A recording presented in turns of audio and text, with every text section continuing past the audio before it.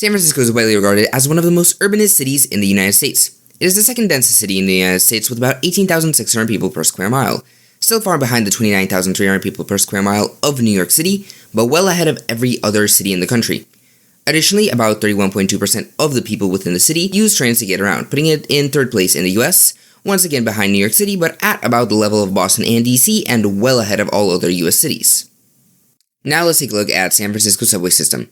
The first line is the Market Street Twin Peaks subway line that stretches from downtown to the West Portal District, consisting of a total of 9 stations.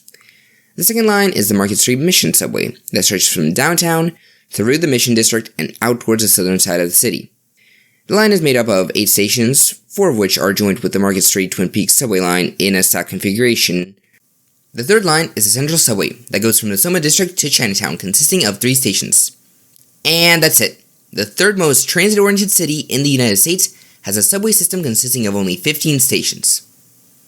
To be fair, 5 Surface Light rail lines feed into the Market Street Twin Peaks subway, and another one feeds into the Central subway. However, the lines travel about the same speed as regular buses on the surface segments, basically not making them that much of rapid transit. Additionally, aside from a single station, the entire northern half of the city is completely unserved by either subway or light rail, leaving the densest parts of San Francisco without any form of rapid transit. Now, some of you might be saying, what about BART? Doesn't it have 50 stations? However, the thing is, despite being fully grade separated like a regular subway, BART is a full-on regional rail system that goes up to 45 miles away from San Francisco on both the green and yellow lines. Looking at a 2-scale map of BART plus the Muni Metro compared to the DC Metro and the subway, with the respective main city highlighted in orange, you can see that the vast majority of BART goes out very far into the suburbs, with only a tiny portion acting like a proper subway within San Francisco. In comparison, the New York City subway is an intricate network that is completely limited to the city itself. And while the DC Metro does also largely serve its suburbs, it has a sizable urban network within DC proper itself as well. Now, looking at average stop spacing, that also confirmed that BART is a regional system, as an average stop spacing of about 5 times that of legacy systems like the New York City subway, and still about 2 times of that of modern systems like the DC Metro. Ultimately, BART is a regional system that has only 8 of its 50 stations within San Francisco.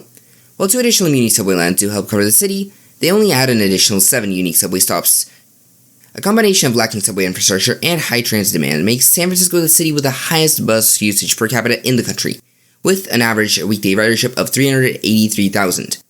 San Francisco does have some of the best bus service in the country, with a vast majority of the city being covered by bus lines that come every 10 minutes or better. However, a combination of mediocre speeds and crowding issues really do make the idea of subways in the city extremely desirable. And that is exactly the idea that San Francisco city planners had 95 years ago.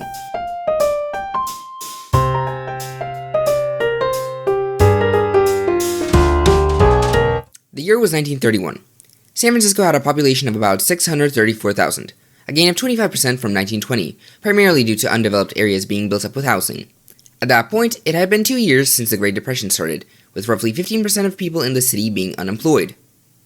However, the fact that the Great Depression was here didn't change the fact that San Francisco's rapid growth in the past 20 years was bringing major crowding onto the streetcar system. More specifically, on Market Street, where 4 tracks were completely stalled with a constant stream of streetcars. For the purposes of increasing passenger throughput on Market Street, San Francisco City engineer Michael O'Shaughnessy released a plan on developing a starter subway line under Market Street. His proposed system was a streetcar subway consisting of 8 stations over 2.6 miles. The subway would start with a portal on Market after the intersection of Haight. After 2 stations, a second portal situated on McAllister Street would take the streetcars into the tunnel through an underground flyover. Starting from the connection, the subway would be quad-tracked, with the McAllister streetcars taking the outer 2 tracks and the rest going on the inner 2 tracks. After 2 stations, a similar connection would be given to a subway branch on O'Farrell. Instead of immediately going onto the surface like the McAllister branch, the O'Farrell branch would have 2 stations on the street itself, with a portal after Leavenworth. The O'Farrell branch would join the McAllister branch on the outer 2 tracks in the subway, and would have 1 more quad-track station. After that station, the inner tracks would go through a portal onto the surface and continue on to the ferry building. As for the outer tracks, they would stop at 1 final subway station before going through an underground loop. The stations for this project were purposely designed with necessary length to convert the system into a true subway, with 3 of the stations being designed at 500 feet long and another 4 station being designed at 300 feet long. However, for the beginning of the system's operations, it would work to take streetcars underground. More specifically, the B, C, and D lines through the O'Farrell subway, the 5 line through the McAllister portal, and the 9, 7, 17, J, K, and L through the portal at the west end of the subway. Despite grade-separated segments existing in the form of the Twin Peaks and Dubose tunnels, direct connections to them were disincentivized by the report due to the time savings being deemed not worth the cost, although provisions would be created for the connection to be made in the future. Additionally, connecting directly to the Twin Peaks tunnel would require expensive underground flyovers onto any streets that streetcar branches would like to serve, like Church, Haight, and Valencia. On the other end, the subway terminating at Sutter Street instead of running into the ferry building was done for two reasons. One reason was the fact that digging out anywhere further would require building on land that was reclaimed from the bay, which would be really expensive to do. The other reason was the fact that the Bay Bridge had been already well into planning stages at that point, and its completion would both greatly reduce trips taken from the ferry building and also construct a Transbay transit terminal, to where it would be far better to extend the subway to. The report chose to build flyovers specifically onto O'Farrell and McAllister Streets, because the first and second most ridden streetcar corridors in the city at the time were Geary and McAllister. The third and fourth most ridden transit corridors in the city at the time were Mission and Valencia, only 2 blocks apart. Because of its high streetcar ridership, the Mission District was also given thought in the report as a second stage for subway development. The line would start with a portal on Mission Street, right after the intersection of it and 2nd Street, from where the line would travel underground for 4 stations. At the point where Mission turns to go south, the line would emerge and go elevated along Cap Street with 3 stations. The elevated segment was fully contingent on Cap Street being widened, which was part of a city project to increase automobile throughput through the Mission District. At 24th Street, the line would leave Cap Street and join the right-of-way of the abandoned Ocean View Railroad up to Monterey Boulevard, with an unspecified amount of stations. All the stations for this line were also designed to be 300 feet long, which would enable the line to be fairly easily converted into full subway when necessary. The 1931 report had described what a complete future subway system could theoretically look like, with the plan including 8 subway lines, traversing the city. Line 1 would begin from the Transbay Terminal, traveling under Market, through the Twin Peaks Tunnel, and under 19th Street, just over the county line into Daly City. Line 2 would start from the Sutter Street Loop and travel via the O'Farrell line onto Geary and up to the intersection with 11th Street. Theoretically, the line could be extended even further in the future. Line 3 would start the same way as Line 2, but turn onto McAllister Street instead, traveling up to the intersection with Masonic, which would have to be the terminus since the hill after Masonic would prevent the line from being built by cut and cover. The 4th line would be an extension of Cap Street elevated to the county line, where it would meet Line 1. And a small extension to the Transbay Terminal on the other side. Starting from the north end of Van Ness, Line 5 would travel along Van Ness, 11th Street, and Potrero underground before going elevated after 22nd Street and running mostly alongside where 101 runs in the present day, with its final station at 3rd and Paul. The 6th line would travel under Kearny and 3rd Street underground from the Columbus to Townsend before going elevated along 3rd Street and meeting the 5 line at its terminus. Line 7 would consist of a connection from Market Street to the Dubose Tunnel and out towards 20th Street. Similarly to Line 2, this line could also theoretically be extended further in the future. Line 8 would travel mostly elevated along 17th Street and 18th Street. The subway plan also included ideas on how to connect the western addition to the subway network. One idea was creating a 9th line in the form of a branch of the 5th line onto Chestnut Street. Another idea was the 9th line in the form of a new subway under Fillmore Street. The Fillmore Street line was considered very desirable since Fillmore Street was the 5th most used streetcar corridor in the city, but due to the steep grades, the line would almost certainly need to be built through underground excavation rather than cut and cover, which the city was really trying to avoid. In addition to the city subways, a rail line was planned along the Bay Bridge, either in the form of interurban trains running directly into the Transbay Terminal from their destinations, or in the form of a rail shuttle linking the San Francisco Transbay Terminal to a transfer terminal in Oakland that would provide a place to transfer from the Bridge line to various interurbans and long-distance trains. Another line that was described in the plan was a potential high-speed interurban that would link the subway system at Daly City to places further inside San Mateo County. If built, the interurban line would most likely look something like the Norristown high-speed line in Philadelphia. However, despite all of these plans being drawn out, the report did mention that the plans would have to change to better accommodate the changes that San Francisco would experience. However, this 1931 starter plan was all contingent on one thing: the idea that the Municipal Railway would buy out the Market Street Railway's lines as their franchises were about to run out in 1929. Unfortunately for the Municipal Railway, in 1930, a year before the 1931 report was finalized, voters approved an extension of the Market Street Railway's franchises for another 25 years. Effectively ending the city's chances of buying out the lines and thus requiring modifications to be made on the plan. A modified subway plan that was designed exclusively for the municipal lines was created in 1935. Similarly to the 1931 plan, the resulting system would bring streetcars underground in the center of the city, with the platforms being designed at a necessary length for eventual proper subway conversion. The first line of the plan would stretch from the station at the planned Transbay Terminal, and would go up to right before Church Street, where the J, K, L, M, and N streetcars would reach to the surface. A second line would branch off in a tunnel under Mission Street, where it would travel underground before exiting and taking the alignment of the Bernal Cut to Ocean View District. The line was forced to go underground rather than elevated on Cap Street because Cap Street widening was cancelled. A third subway was started right before the intersection of Fillmore, travel under Geary Street, have a transfer with the Market Street line, and then travel north under Montgomery Street before exiting onto the surface at the intersection with Columbus. The line would take the B and C lines on one end and combine them with the F line on the other end. Unlike the 1931 plan, which planned to put quad tracks under Market Street with another set of tracks under Mission Street in downtown, the 1935 plan simplified everything by having the Mission District line share tracks on Market Street with the other lines, and by sending the Geary line north via Montgomery Street. This simplification was done because of the fact that the subway would have to accommodate way fewer lines, due to it being limited to only municipal streetcar routes. The fact that the subway was limited to municipal lines was also the reason that this proposal failed in a 1937 vote. At this point in time, 2/3 of the city's streetcar ridership came from Market Street Railway Company lines. The people of San Francisco generally did not want to get themselves involved with this expensive of a project that would only let a third of the city's streetcar traffic use the subway, especially because they were just slowly coming out of the Great Depression. In a few short years after this, World War II would start, ending any subway development for a while. Post-World War II, the United States became largely car-centric, and people started moving into the suburbs en masse, rather than into the city. From 1930 to 1970, San Francisco's population only increased from 635,000 to 715,000. Meanwhile, the Bay Area's population increased from 1,600,000 to 4,600,000 during the same time. This rapid suburban expansion resulted in BART being built in 1972 and being brought into San Francisco through the Transbay Tube in 1974. In addition to BART serving 8 stations in the city itself, San Francisco also built a streetcar subway that served 9 stations in 1980. Additionally, San Francisco built 3 stations for a new subway line in 2022. However, these mere 15 stations are far from the aspirations that San Francisco had almost a century ago. Which begs the question, what if something went differently?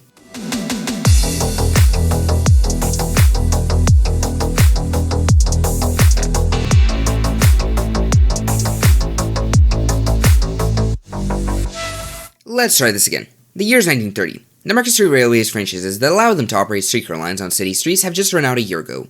Wall Street has just crashed and the country is headed towards a major economic downturn. A vote is being held on whether to renew the Market Street Railway franchises or not. In its alternate reality, a majority vote no, primarily due to worries about fare increases and a general distrust of private corporations. As the Market Street Railway is no longer allowed to operate its streetcars, it sells its assets to the municipal railway for a price closer to what it sold its lines at in 1944, being $7.5 million, instead of what it was demanding from the municipal railway in 1925, being $36 million. Let's say they agree on $12 million, since the infrastructure was still pretty well kept. Now, the municipal railway is in charge of operating almost the entire streetcar network of San Francisco. Since the city is now far more unified in terms of its transit infrastructure, the 1931 subway plan gets approved, although concerns are still held out about funding. Fortunately, in 1933, President FDR opens the New Deal program, which provides government funding for various public works projects. The state of California applies for a $61.4 million loan for the Bay Bridge from the Reconstruction Finance Corporation, which has to be repaid through tolls. San Francisco piggybacks off this development by applying for grants for 2 rapid transit projects. The first project is a copy of the first stage of the 1931 subway plan, with a few small modifications. The second is a redesigned Cap Street elevated that would feed directly into a rail line on the Bay Bridge. Unlike the Cap Street elevated plan outlined in the 1931 plan, which would go underground under Mission Street in downtown, this iteration of the line would go elevated directly over Mission Street in downtown. The Public Works Administration agrees to fund 11 of the $21 million of the subway portion of the plan, and another 9 of the $17 million of the elevated portion of the plan, leaving for the city to pay for $18 million, which gets approved by voters the same year. By December of 1933, the first work begins on both lines. Early construction begins with the demolition of buildings along the western side of Cap Street in the Mission District, sparing the buildings on the eastern side. After the demolition is complete, roadways are repaved, an elevated viaduct begins installation, and the Transbay Terminal begins construction. The viaduct stretches from the Transbay Terminal along Mission and Cap Streets, then goes at grade along the Bernal Cut from 24th to Ocean Street, with small bridges constructed where the roadway needs to be crossed. The line would have 12 350-foot-long elevated stations. Simultaneously, a streetcar subway under the Market Street was being constructed. The line would start from a station directly under the Transbay Terminal for the center running line, and a station positioned on the Battery Street loop for the side running line. Similarly to the 1931 plan, 3 500-foot-long quad-track subway stations were being constructed under Montgomery, Stockton, and Taylor Streets, each with 2 wide platforms, allowing for cross-platform transfers to be made between the lines. The outer line would have portals onto McAllister and Geary Streets. The subway on Geary would have 2 stations, one directly in front of Union Square and one at Jones Street. The center-running subway line under Market Street would continue for 2 more stations, Hyde and Van Ness, after which a portal would be made onto the surface. Aside from the 3 quad-track stations, all other subway stations would be built with 300-foot-long side platforms. November 12, 1936. Construction is complete on both the Bay Bridge and the elevated line. Both open to passengers simultaneously. The bridge has 3 railway companies operating over it, namely the Key System, the Southern Pacific's Interurban Electric Railway, and Sacramento Northern. While the latter 2 would simply operate into the Transbay Terminal, the Key System agrees to a proposal made by the Municipal Railway to operate its routes along the elevated line through San Francisco after crossing the bridge. The agreement between the State of California, the San Francisco Municipal Railway, and the Key System went like this. The state would have ownership of the Bay Bridge itself and would collect tolls from automobiles crossing. The Municipal Railway would assume ownership and would have to perform maintenance for the railway tracks on the Bay Bridge and the Transbay Terminal. The Key System would be legally required to operate their A, B, C, E, F, and H lines, each at a minimum of 20-minute frequencies all day, with fares regulated by the Municipal Railway. But in exchange would be allowed to utilize the elevated line through San Francisco, keep all of the earned fare revenue, and would have their bridge unit rolling stock order mostly paid for by a grant from the state.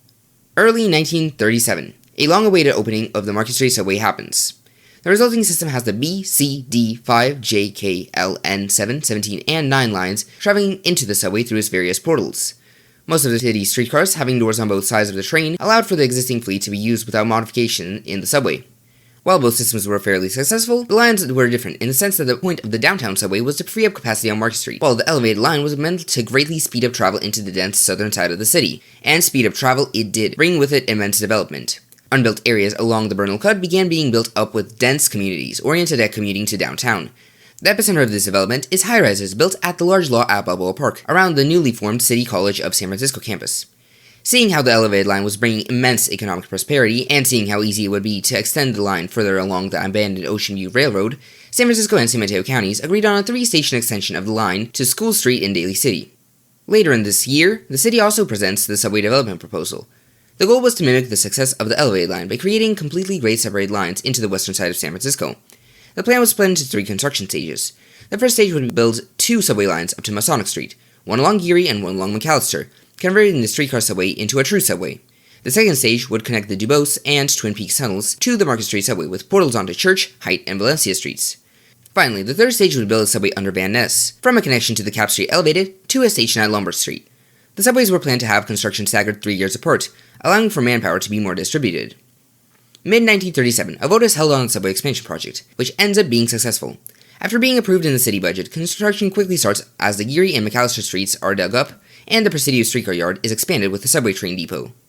The tunnels in the existing subway were purposely built to have the track bed lowered so subway trains could have level boarding onto the station, making the conversion process mostly straightforward.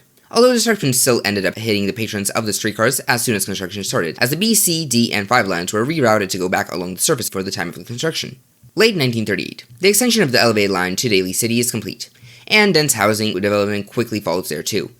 While the first 6 years of the 30s almost effectively froze all growth within the city, these new developments finally signaled the end of the Great Depression for San Francisco. By 1940, San Francisco gains an additional 27,000 people from the developments along the entirety of the elevated line, bringing the city population to 661,000. Meanwhile, Daly City gains 13,000 people, which more than doubles the population, now reaching 23,000. Early this year, construction begins on the connection between Market Street subway and the Dubose and Twin Peaks tunnels. Closer to the end of the year, Geary and McAllister subways are both finally completed, with 5 new stations each, at Van Ness, Octavia, Fillmore, Divisadero, and Masonic. To provide the new service, an order of subway cars equivalent to the R9s in New York City is delivered. The 5-car sets, which would greatly increase capacity, would all be stored in a new wing of the Presidio yard. At the end of both lines, dedicated platforms are created for transfer into Geary and McAllister streetcars, which were both truncated at their respective subway connections. July 1941. The Southern Pacific's interurban electric lines and the Sacramento Northern end all service due to immense competition from private automobiles killing ridership. In order to retain some transit access in the areas where the lines were cut, the San Francisco Municipal Railway, which at this point became the de facto transit authority within the region due to ownership of tracks and the bridge, and the cities of Oakland and Berkeley, organized for the Key System to take over leftover infrastructure. The resulting modifications end up looking like this. The F line gets extended north via downtown Berkeley and the North Brae Tunnel to Alameda Street. The A line gets extended far south via 14th Street and Bancroft to Havens Court, and the low ridership H line gets cut back at Rose Avenue. For now, the Key System remains as both the only transit operator on the East Bay and the only transit operator crossing the bay. December 7, 1941. The Empire of Japan strikes Pearl Harbor. The United States is now involved in World War II, forcing all subway development projects to grind to a halt. At this point, most of the tunneling on the connector subway was done. However, none of the stations or planned flyovers were close to completion. September 2nd, 1945. The Empire of Japan surrenders, and World War II is finally over. The time period after the war brought the United States immense economic prosperity. However, this economic prosperity was a double-edged sword. Population grew, however, it grew in the suburbs far faster than in the city, which was accompanied by increasing car usage. The war made the city of San Francisco scale back on their subway plans for the moment. Vienna's subway would now be a shuttle line truncated at Geary Street, since 2 of the stations were preemptively built during the construction at Geary and McAllister subways. As for the connector subway, 2 of its streetcar portals would be cut, as the city pushed to convert its streetcars to buses and trolleybuses. Direct connections would still be constructed for the Bose and Twin Peaks tunnels, however the only street receiving a portal onto the surface would be Church Street, since it had a dedicated right-of-way which could not be used by buses. Haight Street would be converted to a trolleybus, while Valencia Street would have all of its transit removed, since Mission Street was only a block away. As the new plans were agreed upon, construction began on the Vienna subway and resumed on the connector subway. 1946. National City Lines buys out ownership of the Key system with the single goal of ending all streetcar service and replacing it with bus lines. 1948. The connector subway is finally opened, allowing for the J, K, L, M, and N lines to travel directly into the subway and run to the Transbay Terminal. Around this time, dense development begins around the Divisadero and Masonic stations of the Geary Line, as the bodies from Calvary and Laurel Hill cemeteries are moved over to Colma, and the land is freed up. Population growth within San Francisco also soars as the leftover sand dunes in the Sunset District and area east of Lake Merced gets built up with houses. With all of the development combined, the city grows to 814,000 people. However, even more extreme is the development of Daly City, which reaches a population of 65,000 people.